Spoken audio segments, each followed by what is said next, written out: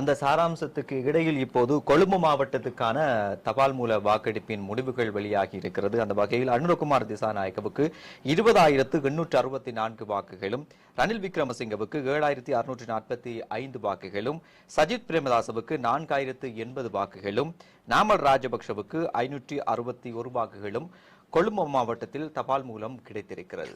ඔබ ලැබෙන්නේ කොළඹ දිස්ත්‍රික්කයේ නිල තැපැල් ඡන්ද ප්‍රතිඵලය අනුර කුමාර දිසානායක ලබාගෙන තිබෙන ඡන්ද සංඛ්‍යාව ඡන්ද 20,844යි.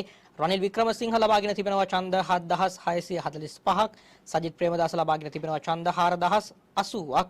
නාමල් රාජපක්ෂ ඡන්ද 561ක් ලබා තිබෙනවා.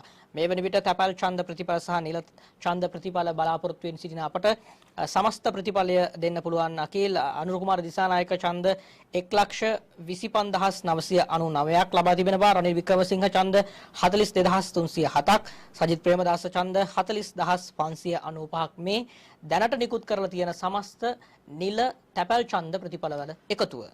இந்த தபால் மூல வாக்களிப்பின் மொத்த எண்ணிக்கைகளை பார்க்கின்ற போது அனுரகுமார திசாநாயக்க முதலிடத்தில் இருக்கிறார். அவருக்கு இதுவரையும் தபால் மூல வாக்குகள் 1,25,999 வாக்குகள் கிடைத்திருக்கிறது.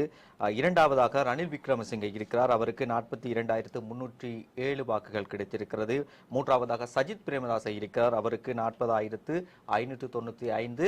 அதன் பிறகு நாமல் ராஜபக்ஷவுக்கு 3,970 வாக்குகள். இதுவரைக்கும் கிடைக்கப்பெற்ற தபால் மூல வாக்கெடுப்பு முடிவுகளின் மொத்த எண்ணிக்கையாக இருக்கிறது.